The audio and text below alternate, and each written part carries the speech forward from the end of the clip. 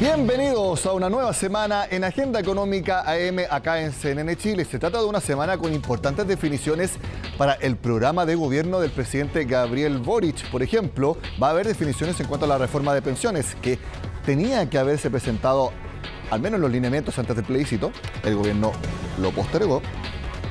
Y la pregunta es, ¿cuándo se va a hacer esa presentación? Sabemos que se han hecho ajustes después del resultado del 4 de septiembre, por lo tanto está la incógnita que se debería eventualmente despejar esta semana. Incluso hay informaciones de prensa, por ejemplo, lo publica hoy el diario La Tercera, que no habría más retiro programado. Ese sería uno de los objetivos de la reforma de pensiones, que solamente haya rentas vitalicias y... eso tendremos que verlo entonces cuando se presenten los lineamientos, que como les decía, hoy podría haber luces al respecto. También hoy va a haber luces, pero mucho más concretas, de otra reforma del gobierno, que es la tributaria, porque a las 2:30 de la tarde la Comisión de Hacienda de la Cámara de Diputados votará en general el proyecto de ley. Sabemos que igual con las indicaciones que se han hecho al royalty minero, también a otras disposiciones, es un proyecto que ha variado y que eventualmente podría tener una viabilidad distinta. Lo comenzaremos a ver hoy a las 2:30 entonces, y Belén Vázquez nos muestra las discusiones principales que debería haber en esta jornada. No alcanzó a estar antes de fiestas patrias como algunos querían, pero finalmente este lunes se vota en general el proyecto de reforma tributaria a un mes y medio de su ingreso. La iniciativa, que busca ser el pilar de financiamiento del programa de gobierno, tiene todavía un arduo camino por delante.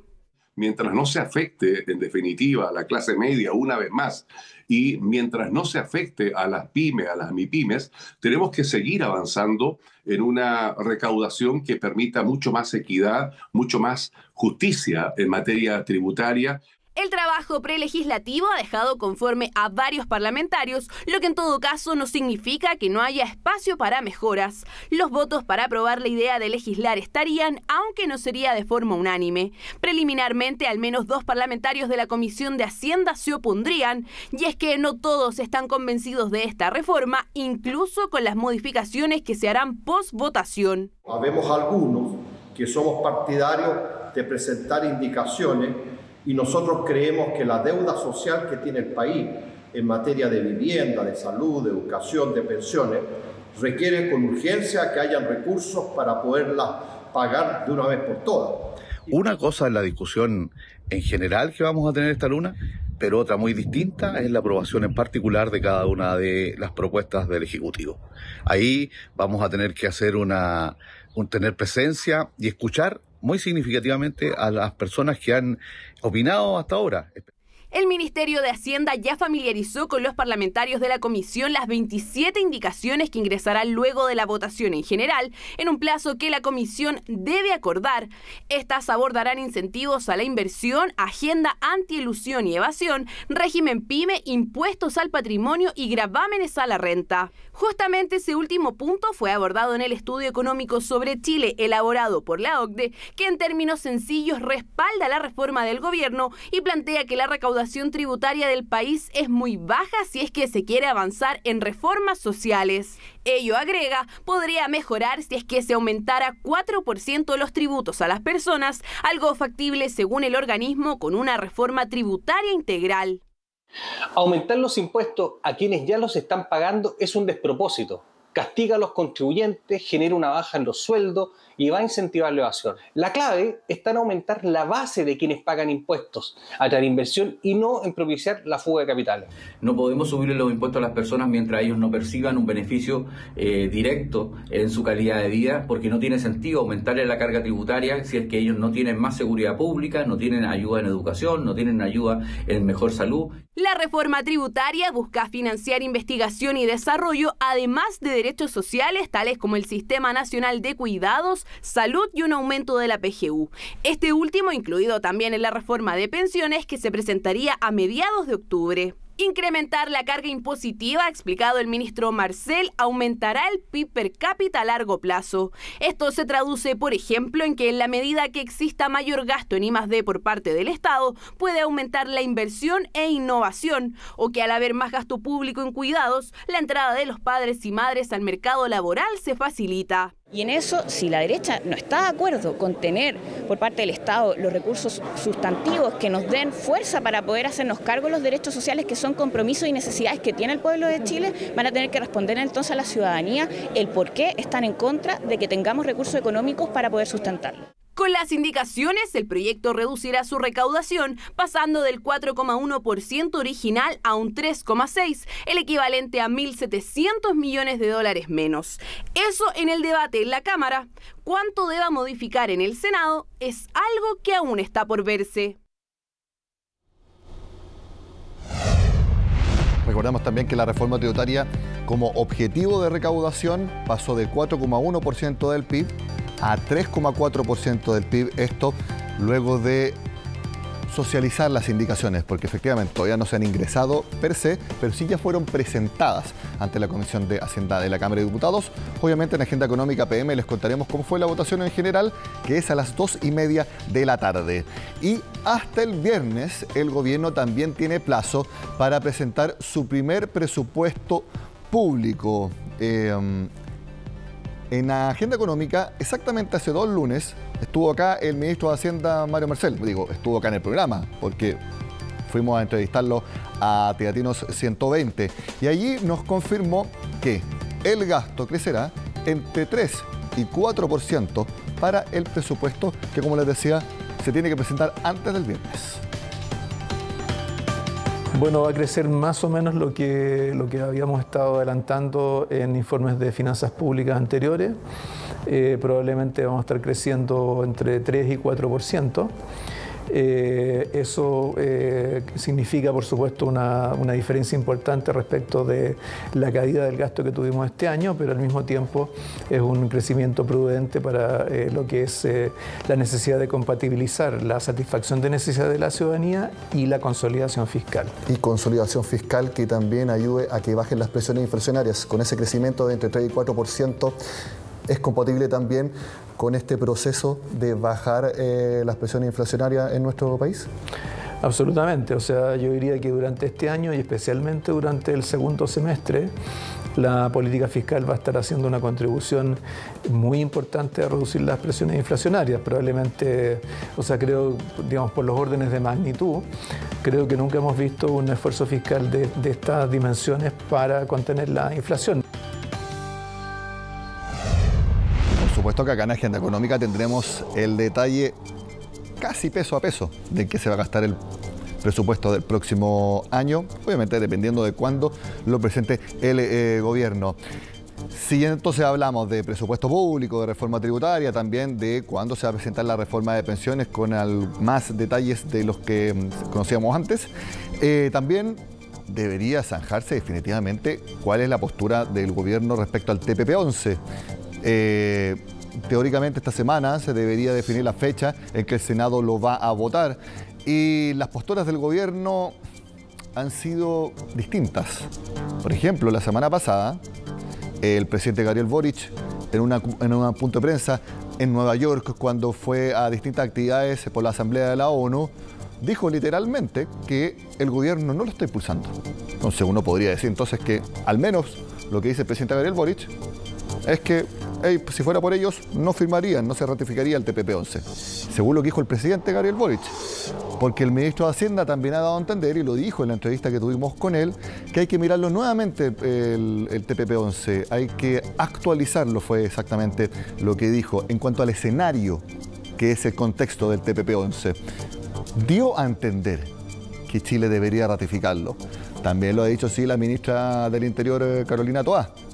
Por lo tanto, hay dispares visiones dentro del gobierno al respecto. Veremos si es que también hay fecha definitiva para esa votación. Y donde hubo una votación muy importante fue en Europa, porque en Italia ganó por primera vez en la historia la parte más derecha de la política italiana. La candidata que representa a ese partido será la primera ministra y tiene que armar el gobierno.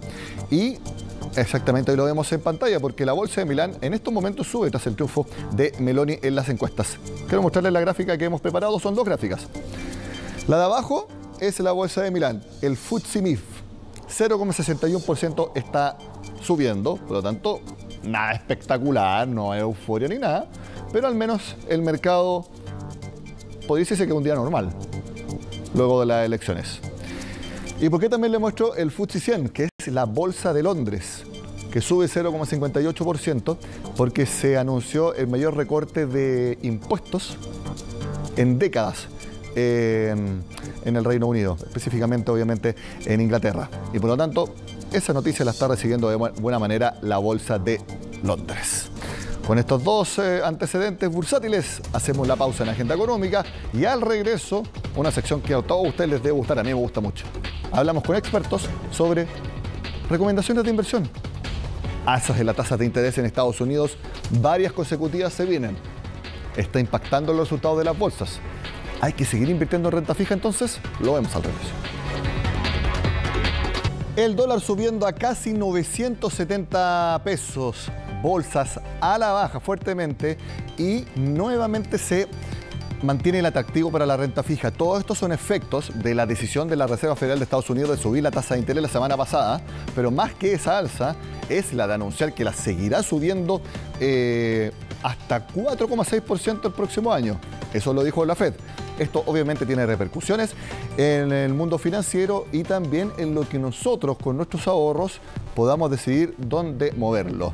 Lo hablamos al respecto con Ramiro Galeano, que es gerente general de Upside Capital. Ramiro, gracias por estar en Agenda Económica. Hola Nicolás, ¿qué tal? Muy buenos días.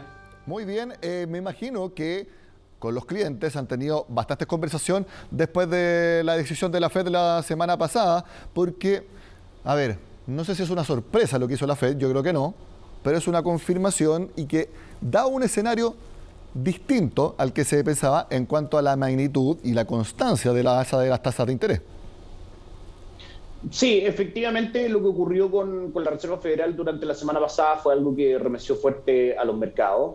Si bien el alza de tasa estuvo en línea con lo que nosotros esperábamos y con lo que era el consenso de mercado, que fue 75 puntos base, lo que tú dices es vital. El cambio en el escenario de las perspectivas macroeconómicas de la Reserva Federal respecto principalmente a dos factores que desde nuestro punto de vista acá en Upside Capital son los que más le importan al mercado. En primera instancia, un menor crecimiento para Estados Unidos durante este año 2022. De hecho, las proyecciones de la Reserva Federal estaban en torno al 1,7% en su publicación de junio, y en su publicación de este mes caen radicalmente hasta el 0,2%. Lo mismo para el próximo año, también una caída muy fuerte. Y en segunda instancia, que es lo que ha tenido a los mercados bastante deprimidos durante este año 2022, es lo que dices tú, el precio del dinero, la tasa de interés, que eventualmente debiese llegar durante este año al 4,4% y el próximo subir al 4,6%. Fueron las dos cosas que de todas maneras marcaron, digamos, el comunicado de la Reserva Federal y que sorprendieron al mercado.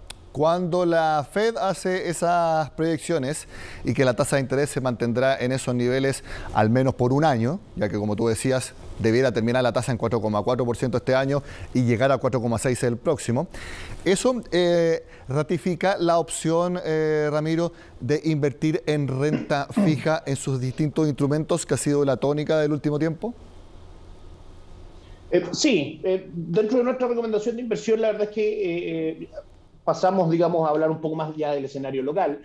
La renta fija local para nosotros en Chile tiene un escenario bastante auspicioso, sobre todo para el último trimestre de este año y el primero del próximo. Ocurre el siguiente escenario: el Banco Central de Chile, en su último informe de política monetaria, al igual que en su último comunicado de política monetaria, luego la última reunión, y si uno ve en el mercado en general cotizaciones de distintos instrumentos, están mostrando lo que te voy a comentar ahora. Hay un escenario de posible normalización monetaria, es decir, que la tasa de política monetaria, que ha subido ya hasta el 10,75%, no suba mucho más, probablemente hasta el 11, 11,25, 11,5 en el peor de los casos, y luego eso venga, digamos, una normalización monetaria, es decir, que se mantenga la tasa de interés en un nivel bastante, digamos, de equilibrio con respecto a los niveles actuales, y luego de eso venga una caída en los niveles de tasa de política monetaria. ¿Esto por qué es positivo?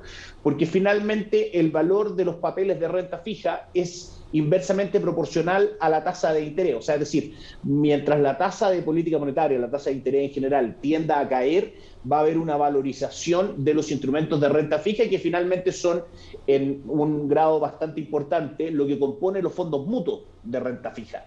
De manera que en ese sentido para nosotros parte esencial de cualquier propuesta de inversión con un horizonte de un año y medio, 2 años, etcétera, y por supuesto teniendo en consideración el perfil de inversionista, el perfil de riesgo de cada uno de los clientes, la renta fija local forma parte de un muy buen escenario. La renta fija internacional probablemente corrija aún un poco más lo que ya ha corregido durante el año, que es lo que hablábamos, digamos, de la tasa política monetaria en Estados Unidos, pero nosotros en Chile estamos mucho más cerca de terminar el ciclo de alza de tasa y de favorecer a los mercados de lo que están en Estados Unidos. De manera que en renta fija nuestra visión es mucho más en el mercado local, digamos, que todavía en el extranjero. Es decir, si uno tiene algunos ahorros y sabe que los puede ocupar en el corto plazo, allí, renta fija en sus distintos instrumentos. En el largo plazo, Ramiro, personas que tengan sus fondos y que no tienen decidido en qué invertirlo, pero obviamente quieren sacarle rentabilidad, igual es la misma recomendación y que después de un tiempo, si es que empieza a pasar lo que tú mencionas, que puede el Banco Central de Chile empezar a bajar la tasa de interés, ahí se valoriza entonces los papeles de renta fija. Pero en ese momento las personas también podrían optar, ya saben que el escenario puedo hacerlo algo más diversificado, quizás pensar en algún tipo de acciones selectivo o invertir en algunos ETF que replican algunos índices de mercado. ¿Eso tú crees que también lo pueden hacer las personas quizás en algunos meses más? Sí, de todas maneras. A ver, Nicolás, aquí es importante plantear finalmente cuáles son las bases de alguna propuesta de inversión. Nosotros, por ejemplo, en Upside Capital siempre mantenemos 2 variables como las más importantes. Primero, como yo te comentaba, el perfil de riesgo de cada uno de los clientes, digamos. Pero junto con eso también hay un plazo de inversión que es absolutamente relevante. Normalmente, si uno se basa en las estadísticas, en un periodo amplio de tiempo, hablemos de sobre 3, 5 años, tú vas a encontrar que mercados bien diversificados de renta variable van a tener un mejor retorno de inversión que mercados de renta fija, por ejemplo. Entonces, en ese caso, el factor tiempo pasa a ser muy relevante. Lo que tú comentabas, si en el mediano y largo plazo las personas que nos están escuchando hay ahorros, capital que no van a usar, digamos, en general en su vida para adquirir algún bien, qué sé yo, y lo quieren tener en el mercado de capitales, bueno, ahí probablemente la ponderación de renta variable dentro del portafolio bien diversificado, por supuesto, va a ser importante. Distinto es en el corto plazo, sobre todo con las tasas tan atractivas que hoy día tenemos. De todas maneras, Nicolás, es importante que las estrategias de inversión siempre, aparte del perfil de riesgo y aparte del tiempo, estén muy bien diversificadas. Y en ese sentido es muy importante lo que tú comentabas, tomar posiciones en estos mercados a través de instrumentos que estén bien diversificados, como por ejemplo fondos mutuos locales de renta de renta variable internacional, que sean manejados, digamos, por entidades obviamente reguladas por la CMF y profesionales en este asunto, como también algunos ETF que pueden formar parte de la estrategia de inversión. Pero en general acceder a esto es bastante sencillo a través de fondos mutuos, digamos, locales, tanto de renta fija como de renta variable, dependiendo, insisto, del tiempo, del perfil y también del plazo en ese sentido. En Upside Capital tenemos varias opciones, digamos, de portafolios que buscan replicar esta idea de inversión y, por supuesto, tener un buen retorno en el mediano y largo plazo. Una persona que tiene un nivel de riesgo de moderado a leve y tiene 1 millón de pesos, ¿cómo lo invertirías de acuerdo a lo que hemos estado hablando en porcentajes, y tanto acá como también afuera? Sí, cada escenario, como te digo, o sea, cada cliente es un escenario de inversión y de planificación distinto. Probablemente hoy día para un perfil de inversionista, digamos, de un año plazo, en general de un perfil moderado, lo correcto sería buscar una diversificación. En este caso, por ejemplo, el 50 o 60% de capital, aprovechar las tasas de los actuales depósitos a plazo, por ejemplo, ya sea en UF o en peso, es una excelente alternativa, y con el otro 50% probablemente no buscar posiciones en renta variable, dado que es bastante volátil, digamos, en el sentido, pero sí buscar fondos mutuos, no me quiero poner demasiado técnico, pero de renta fija local de larga duración, ya que son los fondos mutuos que en general tienen mayor volatilidad ante distintos cambios en la tasa de interés en el mercado local, puede ser una muy buena opción. En renta fija en general uno puede dividir los instrumentos en tres tipos. Tenemos money market, que no forma parte de renta fija, pero es como si lo fuese. Renta fija de mediano plazo, que se mueve muy poco respecto a los movimientos de tasa de interés, y renta fija de largo plazo, que sí tiene oscilaciones bastante interesantes respecto a la tasa de política monetaria. Si uno mira, como te digo, el mercado, mira la decisión de política monetaria del Banco Central o su comunicado, y mira el informe de política monetaria presentado a principios, digamos, de este mes, puede ver que normalmente lo que debiese ocurrir es una normalización monetaria, y en ese sentido los instrumentos de renta fija local que mejor se van a ver favorecidos va a ser en ese caso, por ejemplo, la renta fija de largo plazo. Para nosotros una recomendación como tal, el fondo Itaú Dinámico, algunos fondos también de Principal, son algunas de las opciones que nuestros clientes pueden acceder a través de Upside Capital y que han tenido excelentes resultados, retornos entre el 8 o 10% según cómo uno lo mía durante el año. En general son históricamente hablando, retornos bastante interesantes para instrumentos de renta fija. Entonces, respondiendo a tu pregunta, diversificar un 40-45% en este tipo de fondos de renta fija de mayor duración, digamos, bien administrados, bien diversificados, etcétera, y el otro 50 o 60% aprovecharlo con depósitos a plazo, dadas las interesantes tasas de interés que están dando estos instrumentos, es para nosotros un perfil, digamos, tipo, entendiendo, por supuesto, que cada una de las realidades de cada cliente son distintas, y es para nosotros sumamente importante estar o ejercer una atención personalizada en cuanto a inversión. Ramiro Galeano, de Upside Capital, como siempre, gracias por estar con nosotros en Agenda Económica. Que tengas una muy buena semana. Gracias a ti, Nicolás, que tengan buena semana. Chao, chao. Terminamos la Agenda Económica AM, en la edición PM a las 8. Por supuesto, les contaremos cómo se votó al final la reforma tributaria. Y también analizaremos el dólar. ¿Podría llegar a 970? Recordemos que el viernes se acaba la intervención del Banco Central. Lo vemos en la tarde. Que estén muy bien.